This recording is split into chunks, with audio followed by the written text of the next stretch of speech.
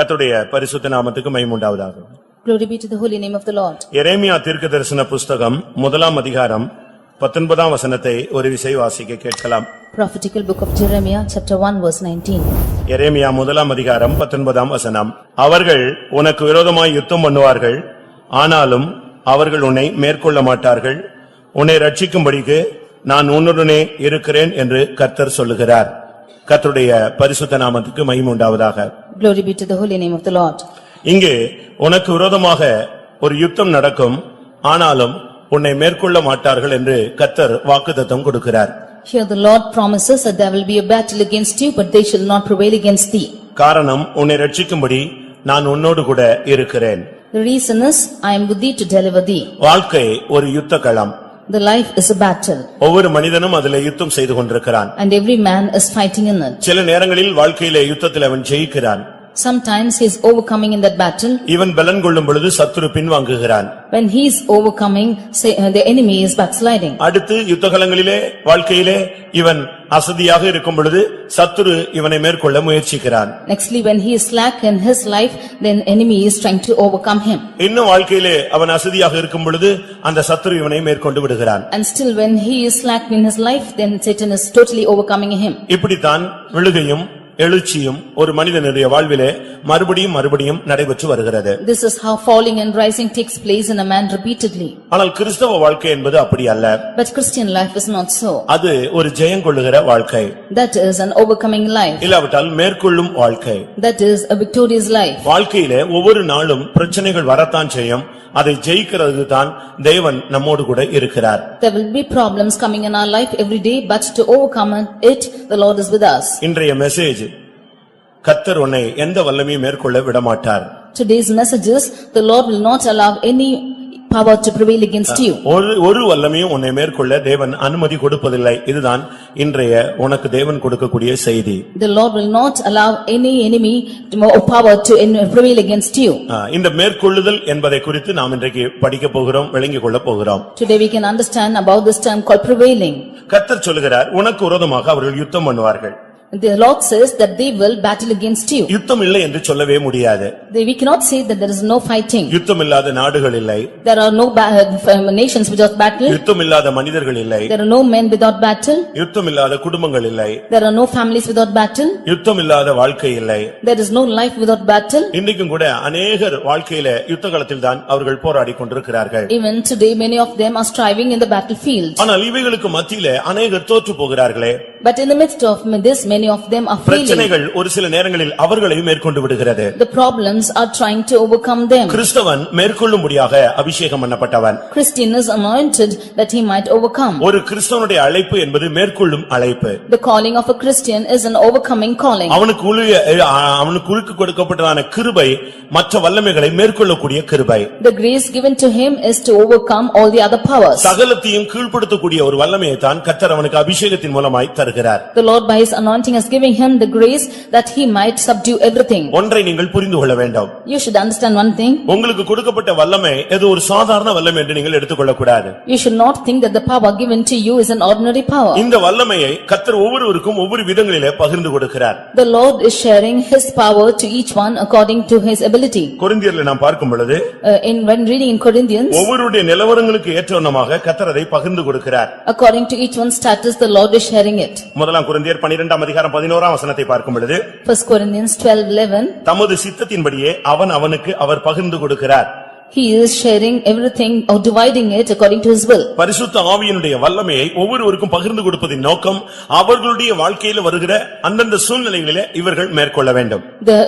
He has given the powers of the Spirit to everyone and is divided that they might overcome every situation in their life. அருமையானவர்களே, இந்த காலை வேளையிலே நீங்கள் எந்த நிலவரத்திலே வந்திருந்தாலும் இந்த காலை வேளையில் தேவன் உனக்கு கொடுக்கக்கூடிய வார்த்தை, அவர்கள் யுத்தம் பண்ணுவார்கள், ஆனால் அந்த வல்லமைகள் உன்னை மேற்கொள்ள முடியாது. Dear beloved, whatever situation you have come this morning, the Lord promises that they shall fight against thee but not prevail against thee. ஒன்று, நீ ஒரு பேப்பர்ல எழுதி வைத்துக்கொள், இல்லாவிட்டால் உன் இருதயத்திலே எழுதி வைத்துக்கொள். You can write this down in a paper or in your heart. அவர்கள் உனக்கு விரோதமாய் யுத்தம் பண்ணுவார்கள்.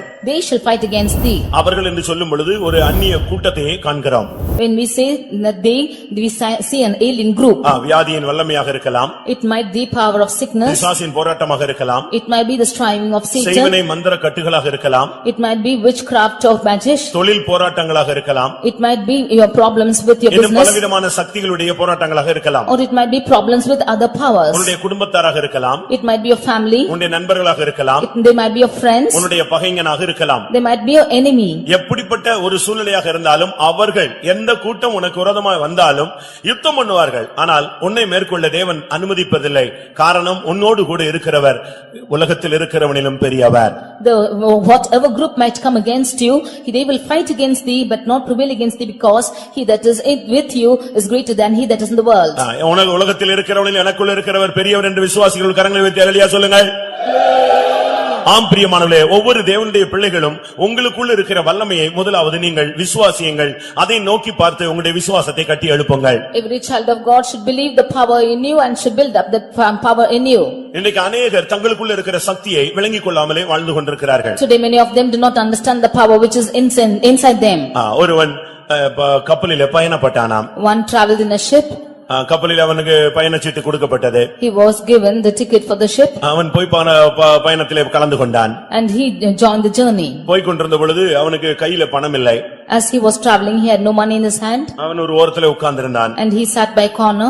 சாப்பிடும் நேரம் வந்தது. When it came time for eating, எல்லாரும் போய் சாப்பிட ஆரம்பித்து விட்டார்கள். all of them began to eat. இவன் ரூமில் முடங்கி கிடந்தான். And he was folded in his room.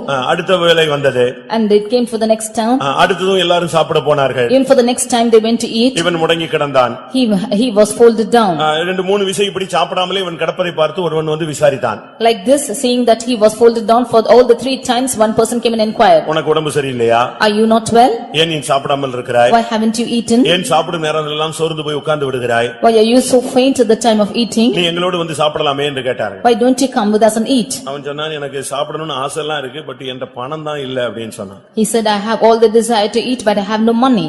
எனக்கு பயணச்சீட்டுக்கு மாத்திரம் தான் பணம் வச்சிருந்தேன், ரொம்ப ட்ரை பண்ணி வந்திருக்கிறேன், அதனால இப்போ என்னால சாப்பாட்டுக்கு செலவழிக்க பணம் இல்லைன்னு சொன்னான். I had only the money for the ticket but I have no money to spend for money, he said, for eating, he said. அப்பதான் அந்த கூட வந்த ஜாடியில அந்த பயணப்பட்ட மனுஷன் சொன்னா, டேய் சாப்பாட்டுக்கும் சேர்த்தாண்டா நீ பணம் கட்டி சீட்டு வாங்கியிருக்கேன்னு சொன்னான்.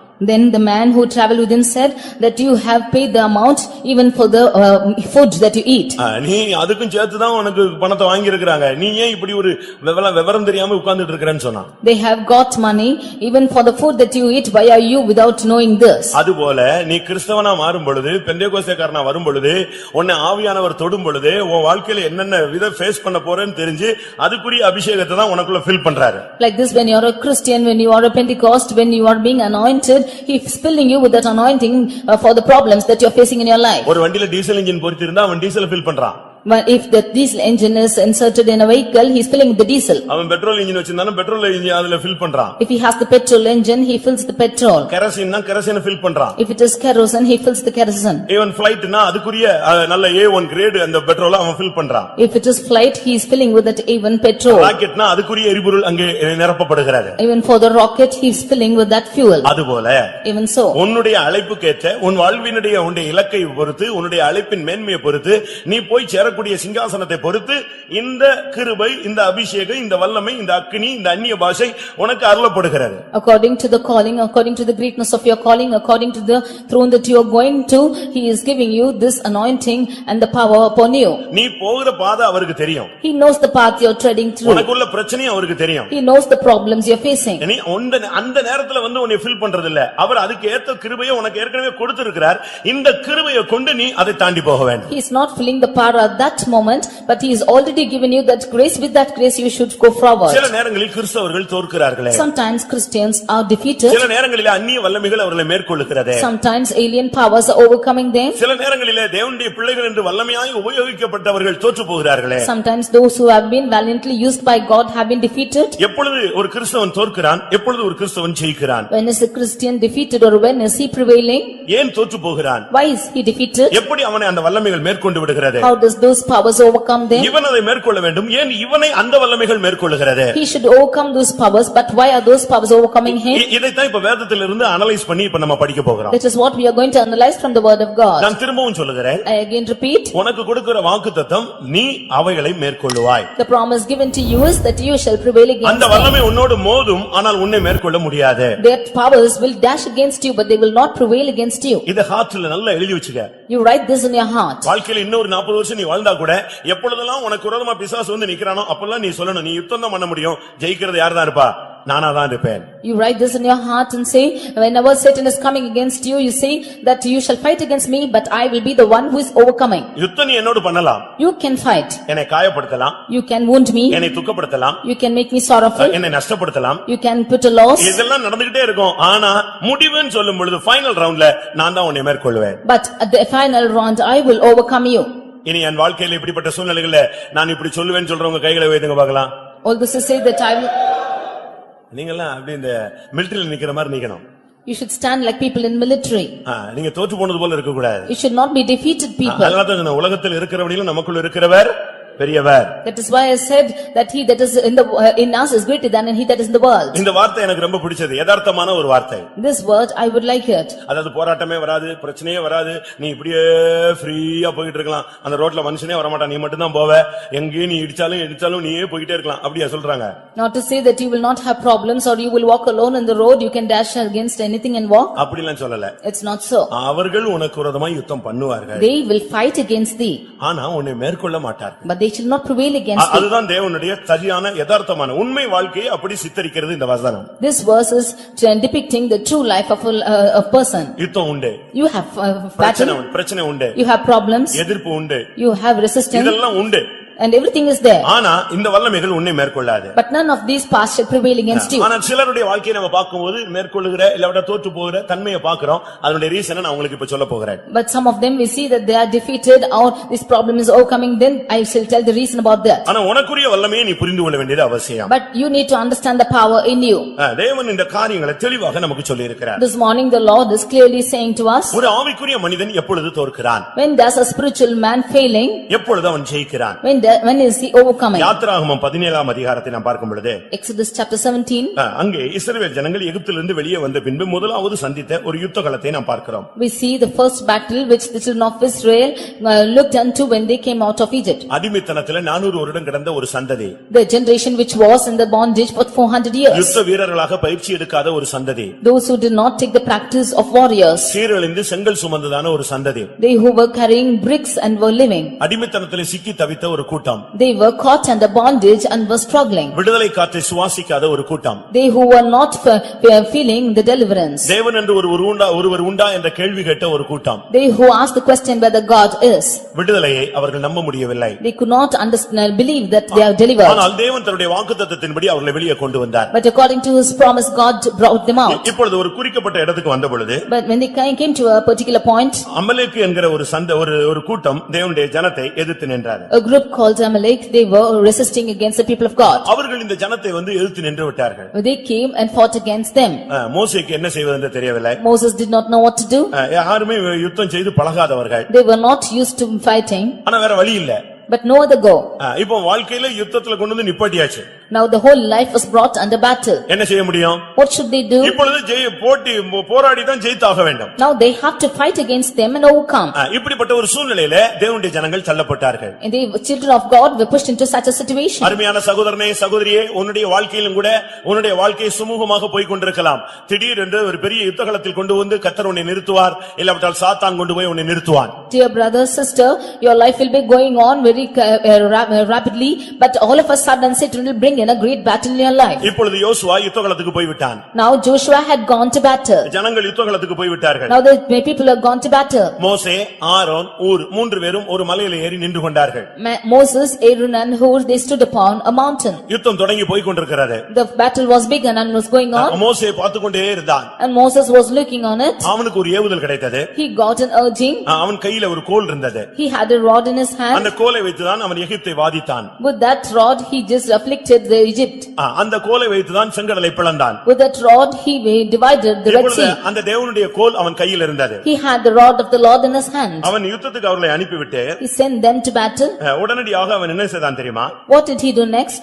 ஒரு மலை உச்சிக்கு ஏறி விட்டான். He got the top of a hill. அங்கே போய் தன் கையை தூக்கி அந்த கோலை பிடித்து தூக்கி விட்டான். He lifted up his hands with that rod. அவனுக்கு ஒரு பிராக்டீஸ் இருந்தது. He had a practice. அந்த எகிப்தை வாதிக்கும் பொழுது இந்த கோலை தான் நீட்டுவான். When he was afflicting that Egypt, he stretched the rod. நீர் நிலைகளுக்கு நேராக இந்த கோலை நீட்டினால் நீர்நிலைகள் இரத்தமாக மாறிவிடும். If he should spread his rod against the waters, then it will turn blood. வானத்துக்கு நேராக நீட்டினால் அங்கிருந்து பலவிதமான வாதைகள் இந்த பூமியை சந்திக்கும். If he should stretch towards the heavens, then plagues will afflict the earth. செங்கடலுக்கு நேராக அந்த கோலை நீட்டினால் செங்கடல் இரண்டாக பிளக்கும். If he stretched out his hand towards the Red Sea, it will divide two. இப்படிப்பட்ட ஒரு அனுபவம் அவனுக்கு இருந்தது. He had such an experience. இது கைகளை உயர்த்துவதை காண்பிக்கிறது. This shows holding up of hands. என்ன செய்தான் தெரியுமா? What did he do? இவன் உடனடியாக அந்த கோலை பிடித்துக்கொண்டு யுத்தகளத்துக்கு நேராக தூக்கி நிப்பாட்டி விட்டான். He immediately held out his hand with that rod against the battle. யாத்திராகமம் 17:11 வாசிக்கலாம். Exodus 17:11. மோசே தன் கையை ஏறெடுத்திருக்கையில் இஸ்ரவேலர் மேற்கொண்டார்கள். அவன் தன் கையை தாழ விடுகையில் அமலேக்கு மேற்கொண்டான். இந்த வெற்றி தோல்வி அதனுடைய அடிப்படை தத்துவ சத்தியம் அங்கே சொல்லப்பட்டிருக்கிறது. This victory and the defeat and the aspect behind it is told here. தன் கையை மோசே ஏறெடுத்திருக்கையில் இஸ்ரவேலர்கள் மேற்கொண்டார்கள். When Moses held up his hand, the Israel prevailed. தன் கையை அவன் தாழ விடுகையில் அமலேக்கு மேற்கொண்டான். And when he let it down, Amalek prevailed. அப்ப யுத்தகளத்திலே யோசுவா சண்டை போட்டு வெட்டி குத்தி மோட்டி மோதி இரத்த களரியாகி முன்னேறதுல காரியம் இல்லை. It is not a problem for Joshua to fight against the battle and to bloodshed and overcome them. அவன் போடுற சண்டையில அங்க வெற்றி தோல்வி அல்ல. மோசே கைகளை உயர்த்துவதிலும் மோசே தன்னுடைய கைகளை தாழ விடுவதிலும் தான் வெற்றியும் தோல்வியும் அடங்கி இருந்தது. In his fighting he is not overcoming, but it is on the part of Moses that he is lifting up his hands or letting it down. அருமையானவர்களே, உங்களுடைய வாழ்க்கையினுடைய பகுதிகளிலே நீங்கள் பல பாதைகளிலே பல விதங்களிலே நீங்கள் போகலாம். பல சத்துருவின் வல்லமையை நீங்கள் எதிர்த்து நிக்கலாம். ஆனால் நீங்கள் உங்களுடைய அறிவு, திறமை, உங்களுடைய ஞானம், உங்களுடைய புத்தி, உங்களுடைய செல்வாக்கு, உங்கள் பணம், இதை வைத்து நீங்கள் ஜெயிக்க முடியாது. தேவ சந்நிதியிலே உன் கைகளை உயர்த்துகிறாயே, இதை வைத்துதான் வெற்றியும் தோல்வியும் தீர்மானிக்கப்படுகிறது. Dear beloved, you might go across many paths in your life and many problems might afflict you and enemies might rise against you, but the victory depends upon you, not in your wealth or nor in your riches nor in your wisdom, but in the raising up of your hands in the presence of God. உன்னுடைய ஆவிக்குரிய யுத்தத்திலும் உன்னுடைய பூமிக்குரிய யுத்தத்திலும் உன்னுடைய ஞானமோ உன்னுடைய பணமோ உன்னுடைய புத்தியோ உன்னுடைய எந்தவிதமான திறமைகளும் உனக்கு உதவி செய்ய இயலாது. In your spiritual war or in your little war in this world, none of your wisdom, none of your riches, none of your wealth can help you. நீ முழங்காலை முடக்கி உன் கைகளை எவ்வளவு உயர்த்துகிறாயோ அவ்வளவு நீ ஜெயிப்பாய். எப்பொழுது உன்னுடைய முழங்காலை முடக்காமல் உன் கைகளை தாழ விடுகிறாயோ அப்பொழுது நீ மேற்கொள்ளப்படுவாய். Then the times that you are standing on your knees and lifting your hands towards God, then you will overcome. The days when you do not stand on your knees and when your hands are not lifted up, you will fail. எத்தனை மணி நேரம் கை உயர்த்துவது? How many of you will hold your hands? நம்ம எத்தனை பேர் எவ்வளவு நேரம் கை உயர்த்த முடியும்? How long can we lift up our hands? ஒரு மணி நேரம் நான் ரெண்டு கையை உயர்த்திருக்கிறேன்னு சொல்றவங்க கைகளை உயர்த்துங்க பார்க்கலாம். All those who say that I have lifted my hands for 1 hour, lift your hands. 1 hour நான் இருந்த சபையில போட்டி எல்லாம் வச்சிருக்கிறேன். I have kept competition in the churches that I have been. முழங்கால் போட்டி வைப்போம். Kneeling down. இல்லாவிட்டால் கைகளை உயர்த்துகிற போட்டி வைப்போம். And the competition of lifting up our hands. Brother David Raj அவர்கள் ஈரோட்ல இருக்கும் பொழுது ஒரு போட்டி வைத்தார். When brother David Raj was in E-Road, he kept a competition like this. இரவு 10 மணில இருந்து காலையில 5 மணி வரை ஒரு ஜெபம். From 10 night until morning 5 there's a prayer. 7 மணி நேரம் ஜெபம். 7 hours of prayer. இந்த 7 மணி நேரம் முழங்கால் நின்னா நான் உங்களுக்கு பிரைஸ் கொடுப்பேன்னு சொன்னார். If you should stand for 7 hours, then I will give you a prize. ஆனா ஜனங்க அவ்வளவு பேர் நின்னாங்க. கடைசில 14 பேர் ஜெயிச்சாங்கன்னு சொன்னாங்க. All the people stood like that and 14 of them were victorious. 7 மணி நேரம் முழங்கால்ல நிப்பாரு. Standing on knees for 7 hours. யாராவது நின்றீங்களா? இங்கேயே ஒரு கோரசுக்குள்ள நீங்க உட்கார்ந்துறீங்க, அடுத்த கோரசுக்குள்ள எந்திரிச்சு பாத்ரூம் போயிடுறான், அடுத்த கோரசுக்குள்ள வந்து உள்ள உட்கார்றான். இப்படி இருந்தா நம்ம எப்படி வாழ்க்கையில ஜெயிக்கிறோம்னு யோசிச்சு பாருங்க. ஜெயிக்க முடியும்னு யோசிச்சு பாருங்க. Here itself, if you are sitting down for one chorus and standing on knees for one chorus and nextly getting up and going out, then how will you overcome in your life? நான் முழங்கால் ஜெபம் வைத்தேன் 3 மணி நேரம். I have kept kneeling down prayer for 3 hours. அதுல ஒரு 40-50 பேர் ஜெயிச்சிட்டாங்க. And around 40 or 50 of them overcame.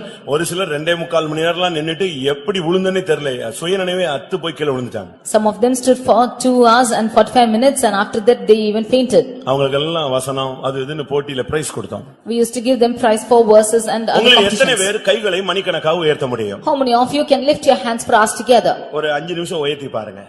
Lift up your hands for 5 minutes. 10 நிமிஷம் உயர்த்தி பாருங்க. Just for 10 minutes. இன்னைக்கு வீட்ல போய் உயர்த்தி பாருங்க. அதுல தான் வெற்றி தோல்வியே இருக்கு. You go and lift your hands and see in that lies your victory or failing. ஒரு கால் மணி நேரம் உயர்த்தி பாருங்க. Lift your hands for 15 minutes. 20 நிமிஷம் உயர்த்தி பாருங்க. Just for 20 minutes. half an hour உயர்த்தி பாருங்க. And for half an hour. 1 hour உயர்த்தி பாருங்க. And lift for 1 hour. மோசே மணிக்கணக்கா உயர்த்தினான். Moses lifted his hands for hours together. தன் ஜனம் ஜெயிக்க வேண்டும். That his people might be நீ victorious. ஜெயிக்கணும்னு நினைச்சா கர்த்தருடைய சமூகத்திலே கைகளை உயர்த்து. உனக்காக எத்தனையோ மணி நேரங்கள் சிலுவையிலே அவர் கைகள் உயர்த்தப்பட்டிருந்தது. If you should be victorious, you lift your hands in the presence of God. He has lifted up his hands on the cross for us together for you. கைகளை உயர்த்துதல் என்பது ஒரு பெரிய சத்தியம். Lifting up of hands is a great truth. கைகளை உயர்த்தினவன் தோற்று போனதே கிடையாது. He who has lifted up his hands had never failed. 1 தீமோத்தேயுல சொல்லி இருக்கிறது 2:8ல புருஷர்கள் எப்பொழுது ஜெபித்தாலும் தங்கள் கைகளை பரிசுத்த கைகளை உயர்த்தி ஜெபிக்க வேண்டும். In 1 Timothy 2:8 we see that the brethren whenever they pray they should lift up their holy hands and pray. 77ஆம் சங்கீதத்திலே சங்கீதக்காரன் என்ன சொல்கிறான்? In 77th Psalm what does the psalmist say? என் கைகள் தளராமல் விரிக்கப்பட்டிருந்தது. My hands were stretched out without faint. 77:2ல இரவிலும் என் கை தளராமல் விரிக்கப்பட்டிருந்தது. In 77:2 he says that at night my hands were not faint. ஆண்டவரும் கூட தம்முடைய ஜனத்துக்காக தன்னுடைய கைகளை உயர்த்துகிறார். Even the Lord lifted up his hands for his people. நான் என் கையை உனக்காக உயர்த்துகிறேன். I have lifted up my hands for you. ஆண்டவரும் கூட உயர்த்துகிற தேவன்தான். Even the Lord is the one who is lifting up. தன்னுடைய ஜனங்கள் ஜெயிக்க வேண்டும் என்பதிலே அவரும் மிகவும் கவனமாகவே இருக்கிறார். He is also very careful that his people might be victorious. ஆண்டவரும் கூட இந்த காரியத்திலே ரொம்ப கவனமாகவே இருக்கிறார். Even the Lord is very careful in this matter. அருமையானவர்களே, உங்களில் எத்தனை பேர் இந்த கைகளை உயர்த்துகிற சத்தியத்தை நீங்கள் உணர்ந்திருக்கிறீர்கள்? Dear beloved, how many of you have understood this portion of lifting up of hands? நீ உன்னுடைய கைகளை உயர்த்தினால் உன்னுடைய குடும்பம் ஜெயிக்கும். உன்னுடைய ஜெபத்திலே நீ கைகளை உயர்த்தி நீ பழக வேண்டும். If you should lift up your hands, then your family will overcome. You should practice lifting your hands in prayer. மோசே தன்னுடைய கைகளை தாழ விட்டான்.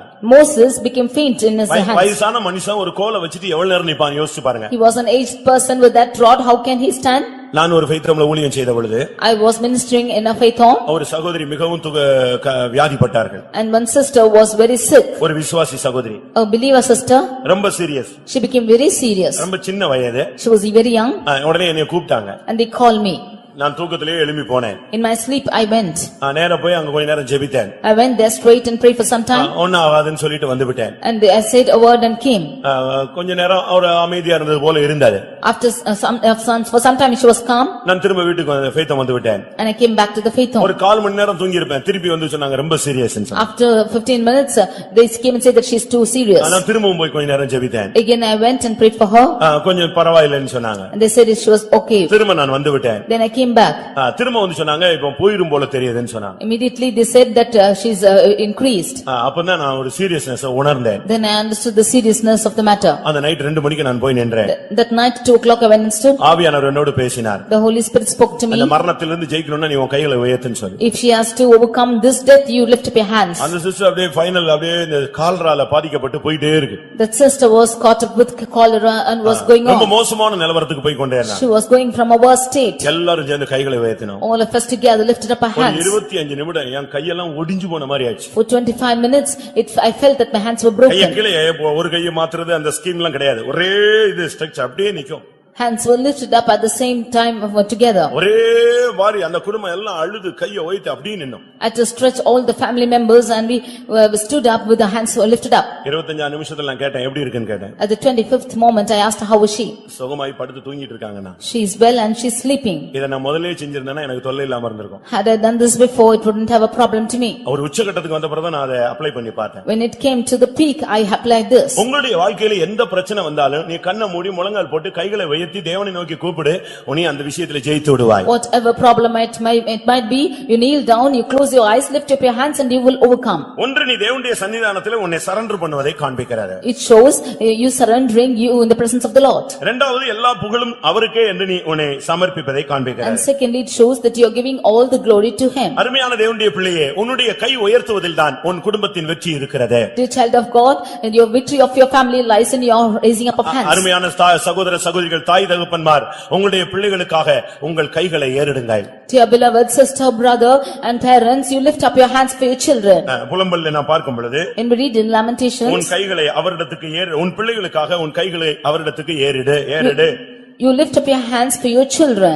புலம்பல் 2ஆம் அதிகாரம் 19ஆம் வசனத்தினுடைய கடைசி பகுதியிலே இது சொல்லப்பட்டிருக்கிறது. Lamentations 2:19, last portion it உன் said, குழந்தைகளின் பிராணனுக்காக உன் கைகளை அவரிடத்திற்கு ஏறிடு. For your children's life, you lift up your hands for நீ him. எவ்வளவாக தேவனுடைய கரத்திலே தேவனை நோக்கி உன்னுடைய கரத்தை கரம் உயர்த்தி ஜெபிப்பது ஒரு கிறிஸ்துவனுடைய அழகு. Lifting up your hands and praying towards God is a beauty of a Christian. உங்கள் எத்தனை பேர் இதை பயிற்சித்திருக்கிறீர்கள்? How many of you have practiced this? கடந்த கால யுத்தங்களிலே சத்துரு உங்களை மேற்கொண்டு விட்டானா?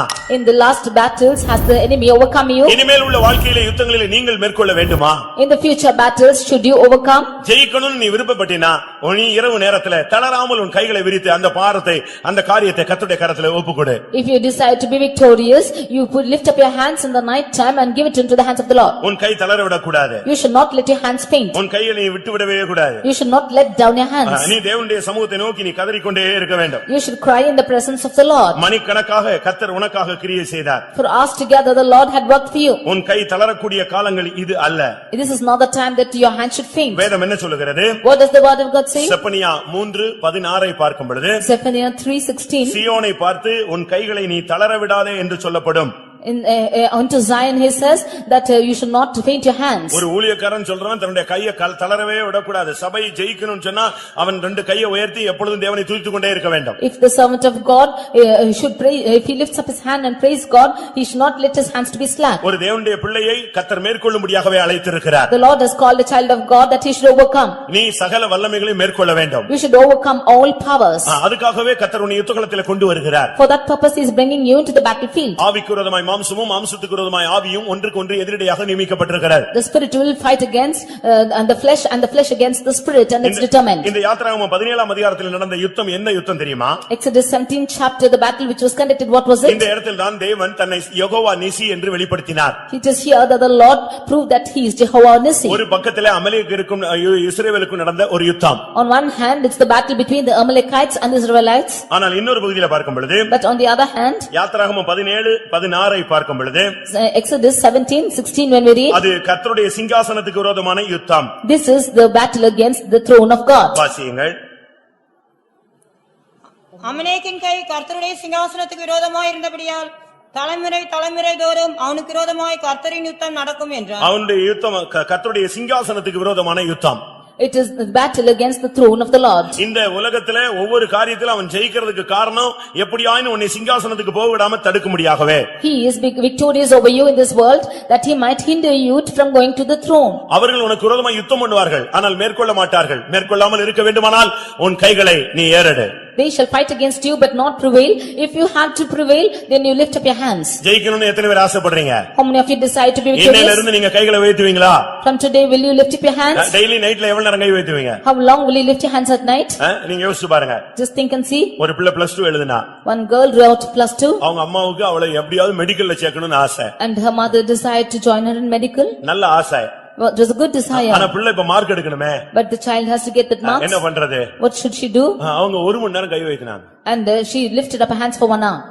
கர்த்தர் ஜெயிக்க வச்சாரு, மெடிக்கல் கிடைச்சது, படிச்சு வேலைக்கு வந்துட்டான்னு வெச்சுக்கோங்களேன். The Lord helped her. She has done உலக பிரகாரமான காரியமோ ஊழிய பிரகாரமான காரியமோ விசுவாச காரியமோ உன்னுடைய கைகளை நீ தேவனுடைய சமூகத்திலே ஏறெடுத்து ஜெபித்து பழகு. Whether it is worldly matters or your spiritual matters, you lift your hands and you start praying. முழு மனுக்குலத்தையும் மீட்கும்படியாக சிலுவையிலே தன் கைகளை அவர் ஏறெடுத்து அடிக்கப்பட்டவராய் தொங்கிக் கொண்டிருந்தார். Jesus lifted up his hands on the cross that he might save the whole mankind. உன்னுடைய தேவனை நீ யெகோவா நிசி என்று சொல்ல வேண்டுமானால் உன் கைகள் உயர்ந்தால் உன்னை எந்த வல்லமையும் மேற்கொள்ள முடியாது. If you should call your God as Jehovah Nissi, if your hand is lifted up, no power can prevail. நமக்கு ஒரு டாக்டர் இருக்கிறார். We have a doctor. அவர் அக்குபஞ்சர்ல ஸ்பெஷலிஸ்ட். அவர் அவர் வந்து அக்குபஞ்சர் மெடிசின்ல ஸ்பெஷலிஸ்டான ஒரு doctor. He is a specialist in acupuncture. ரொம்ப ஃபேமஸான ஒரு விசுவாசி அவர். He is a famous believer. நல்ல விசுவாசி. அவர் அக்குபஞ்சர்ல ரொம்ப specialist. He is specialized in acupuncture. அவர்ட்ட ஒரு டாக்டர் வந்து இவர்ட்ட ட்ரீட்மெண்ட் எடுக்க ஒரு டாக்டர் வந்தாரு. And the doctor came for a treatment unto him. அவரை கூட்டி வந்தது அந்த டாக்டருடைய மக. அவ ஒரு டாக்டர், அவ தான் கூட்டி வந்தது. His daughter who was a doctor, she brought him to him. அந்த அக்குபஞ்சர்ல அந்த பின்ஸ் அந்த ஹூக்கெல்லாம் குத்துவாங்க, ஒவ்வொரு பின் குத்துவாங்க. They will plug in pins in that acupuncture. அதுபோல இந்த நம்முடைய விசுவாசி அவருக்கு அந்த அக்குபஞ்சர் மெடிசினை ஸ்டார்ட் பண்ண ட்ரீட்மென்ட் ஸ்டார்ட் பண்ணார். Even so, our believer started the treatment of acupuncture with him. என்னத்த குத்துனாரோ தெரியல, திடீர்னு அந்த ஆளு ஃபைனல் ஸ்டேஜுக்கு போயிட்டாரு. He did not know what he plugged in. He went to the final stage. திடீர்னு பார்த்தா ஆள் collapse. All of a sudden he is collapsing. ஏதோ ஒரு ட்ரீட்மென்ட்க்கு வந்தாரு, இவர் குத்துனாரு, கடைசில அவர் வந்து கொலாப்ஸ்க்கு போயிட்டாரு. He came for some treatment, but suddenly he went into collapse. அந்த மகா ஒரு டாக்டர், அது அங்க நின்னு அப்படியே துடிச்சிருச்சு. The mother, his daughter was a doctor and she was struggling there. அப்பாவை காப்பாத்த முடியல. And he could not save her சுத்தி father. நிக்கிறது எல்லாமே டாக்டர், ஆனா எல்லாமே இப்ப கொலாப்ஸ் ஆயிட்டே இருக்கு. All are doctors, but it's all collapsing. அது என்ன பண்ணிருச்சு? What happened? ஐயோ அப்பா செத்து போயிருவார் போட்டுக்கு ஏதோ ஆயிரும் சொல்லிட்டு அது உள்ள ஹாஸ்பிடலுக்குள்ள ஓடி வேற ஒரு டாக்டரை கூப்பிடுறதுக்கு ஓடி போயிடுச்சு. She ran into the hospital to invite another doctor that her father was dying. இவருக்கு ஒண்ணுமே ஓடல. He could not think of anything. அப்ப இன்னொரு டாக்டர் வந்து காப்பாத்தி இதாச்சுன்னா அப்ப நான் என்னோட இந்த தொழில என்ன ஆகுறதுன்னு சொல்லிட்டு இவர் ஓடி போய் அடுத்த ரூம்ல கம்பார்ட்மெண்ட்ல போய் முழங்கால் போட்டார். He was thinking, if another doctor should come and save him, what will happen to my business? Then he went to the next door and he started on the stand knees. போய் முழங்கால் போட்டு கையை வைத்து, சுவாமி இந்த விஷயத்துல என்னை கைவிட கூடாது. He knelt down, lifted up his hands and said, God, you should not forsake me. என்ன செய்வீரோ எனக்கு தெரியாது. I do not know what you will do. என் ட்ரீட்மென்ட், என் அறிவு, என் புத்தி ஒண்ணும் வேலை செய்யல. None of my treatment nor my knowledge did work. இப்ப ஏதாவது இவருக்கு ஆச்சு, இதோட நான் எல்லாத்தையும் லாக் பண்ணிட்டு போயிட வேண்டியதான். If anything should happen now, I should lock off everything. முழங்கால போட்டு ஒரு நிமிஷம் கை வைத்து அழுது கையை வைத்து அப்படியே நின்னார். He just stood on his knees and he with his hands lifted up on his tears. ஒரு இளைப்பாறுதல் வந்து தொட்டது. He got a rest. எழும்பி உள்ள வந்தார். And he got up and came. அதுக்குள்ள அவ போய் வேற டாக்டர் ஸ்பெஷலிஸ்ட் எல்லாம் இழுத்து ஓடி வந்தா. Within that she called the other specialists and came. அவங்க வர்றதுக்கு ஒரு செகண்டுக்கு முன்னால இவர் உள்ள போனார். Even before 1 second they could come, he went in.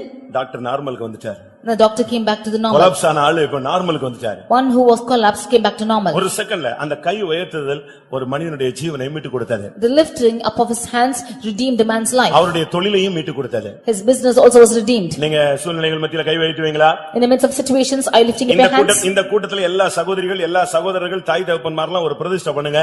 Daily night 1/4 மணி நேரம் நான் கை வைத்துவேன்னு சொல்லுங்க. This meeting, or every brother, every sister, you should make a determination that you will lift up your hands for 15 minutes every day. நீ போய் சண்டை போட வேண்டாம். Do not fight. நீ போய் மனுஷன்ட்ட போராட வேண்டாம். Don't strive with man. நீ அவன்ட்ட போய் வாக்குவாதம் பண்ண வேண்டாம். Don't go and cause confusions there. எவன் கால்ல நீ உள வேண்டாம். You do not fall at anyone's feet. யாருடைய செல்வாக்கு உனக்கு தேவையில்லை. You do not want anyone's riches. நீ முழங்கால முடக்கி கைகளை உயர்த்தி இந்த 1/4 மணி நேரம் நின்னுட்டு அடுத்த நாள் நீ போ, கர்த்தர் உனக்காக யுத்தம் பண்ணுவார். You will kneel down, lift up your hands for 15 minutes and go the next day the Lord will fight for your battle. ஒரு ஊழியக்காரர் வெளியே போயிருந்தபோது A servant of God when he had gone out, அந்த பகுதியில் உள்ள ஜனங்கள் இவரை அவமானப்படுத்த எண்ணினார்கள். the people in that place wanted to put him to shame. அவருடைய ஜன்னல் வழியாக அவருடைய பெட்ல ஒரு ஒயின் பாட்டில் தூக்கி உள்ள வச்சிட்டாங்க. Through his window they took a white bottle and kept inside. தலையணைக்கு கீழே அவர் குடிகாரர் மாதிரி வச்சிட்டாங்க.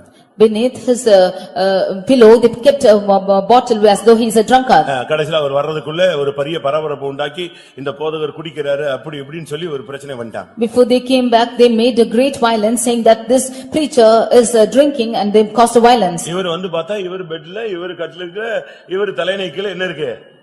பாட்டில் இருக்கு, மதுபானம் இருக்கு. When he came back and saw there was a bottle and beneath his pillow in his bed. அசிங்கமாய் போயிடுச்சு. He was ashamed. இவருக்கு எப்படி இப்படி வந்துச்சு, யார் என்ன பண்ணான்னு ஒரே குழப்பம். He was confused as to what happened and how it came into his room. அடுத்த நாள் காலையில 10 மணிக்கு ஸ்டேஷன்ல என்கொயரி வச்சிருந்தாங்க. Next day 10 o'clock he had an enquiry in that station. இவருக்கு எப்படி தூக்கம் வரும்? How will he sleep?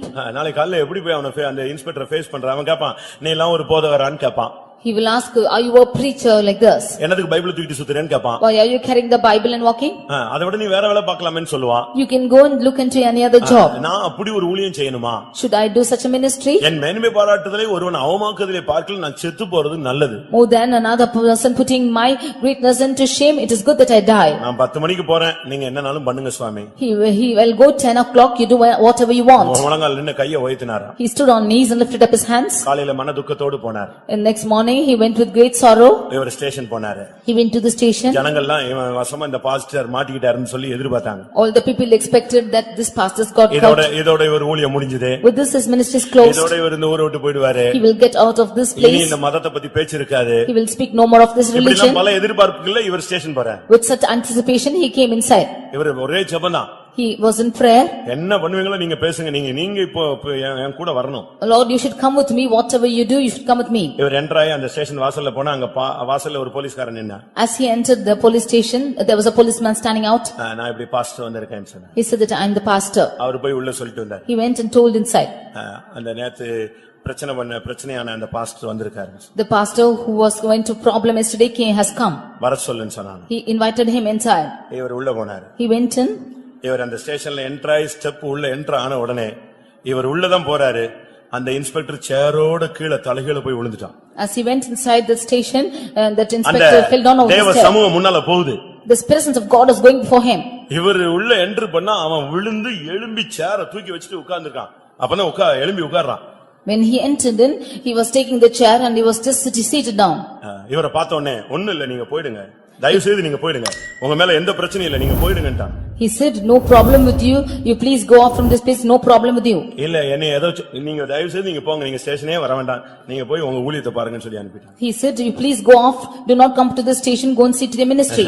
நீங்க கை வைத்திட்டு போங்க, காலையில ஆபீஸ்க்கு நீங்க போகும்போது. You lift your hands and go to your office. பிசினஸ்க்கு போகும்போது கொஞ்ச நேரம் கை வைத்திட்டு போ. Before going to business, lift your hands and go. ஊழியத்துக்கு போகும்போது கொஞ்ச நேரம் கை வைத்திட்டு போ. Before going to ministry, lift your hands and go. வேலைக்கு போகும்போது கொஞ்சம் கை வைத்திட்டு போ. Before going to work, you lift your hands and go. கர்த்தருடைய கரத்துல நீ அதை ஒப்பு கொடுத்துட்டு நீ போயிடு. You yield yourself into the hands of the Lord and go. உன் கைகளை நீ ஏறெடுத்தால் நீ ஜெயிப்பாய், உன் கையை நீ தாழ விட்டால் நீ தோற்பாய். When you lift your hands, you will overcome. When you let down your hands, you will be defeated. எங்களுடைய போராயுதங்கள் மாம்சத்துக்குரியவைகள் அல்ல, அரண்களை நிர்மூலமாக்கத்தக்க தேவ பலமுள்ளவைகள் என்று பவுல் கொரிந்தியருக்கு பேசுகிறார். Our weapons are not of the flesh, but it is able to destroy the strongholds. உன் கையை நீ தாழ விட்டால், நீ ஜெபத்துல குறைஞ்சு போனினா, நீ கை வைத்திர அந்த விஷயத்துல குறைஞ்சு போனினா நீ தோத்துக்கிட்டே போவ. If you let down your hands or in prayer, if you are failing, then you will be defeated. கை கொஞ்சம் வலிக்கத்தாங்க செய்யும். Your hands will pain. சாதாரணமா இருக்காது. It's not ordinary. மோசே குறித்து சொல்லி இருக்கிறது கைகள் தாழ விட்டான். அந்த வயசுல அவன் எவ்வளவு நேரம் அந்த கோலை பிடிச்சு நிப்பான் யோசிச்சு பாருங்க. When it is said about Moses in his aged place, how can he hold the hands? வீட்ல இருந்து இங்க வர்றது கூட பைபிளை கையில தூக்க முடியாம தானே ஒய்ஃப்ட்ட கொடுத்து பிள்ளைகள்ட்ட கொடுத்து தூக்கிட்டு வர சொல்ற. அவ்வளவு வீக் நீ இப்போ. Even from coming from your home to faith home, you are asking your wife to carry the Bible, you are so weak. ஆனா எப்படி நீ கோலை வைத்து எவ்வளவு நேரம் நிக்க முடியும்? How can you lift the rod and stand for some time? நான் ஒரு இடத்துல போட்டி வச்சேன், ஒரு ஜெபம் வச்சேன். அதுல ஃபுல்லா கையில பைபிளை தூக்கி ஜெபம் பண்ணனும். அவன் இருக்கறானா உயிரோட இருக்கானா இல்லையான்னு பாத்துறலாம். I conducted a competition that he should hold this Bible and pray if he is alive or not we can see. உன்னுடைய கைகளை உயர்த்தினால் நீ ஜெயிப்பாய். If you lift your hands you will be victorious. உன்னை எந்த வல்லமையும் மேற்கொள்ள முடியாது. No power can overcome you. இத வந்து சேலஞ்ச் மாதிரி எடுத்து இத நீங்க பயிற்சி விடுங்க. You can take this as a challenge and practice it. ஜெயிக்கணும்னு ஆசைப்பட்டேனா ஊழியத்துல, வாழ்க்கையில, போராட்டங்களில, வியாதிகளில நீ ஜெயிக்கணும்னு ஆசைப்பட்டியா, நீ இன்னையில இருந்து கைகளை உயர்த்துற ஒரு பிராக்டீஸ் கொண்டு வா.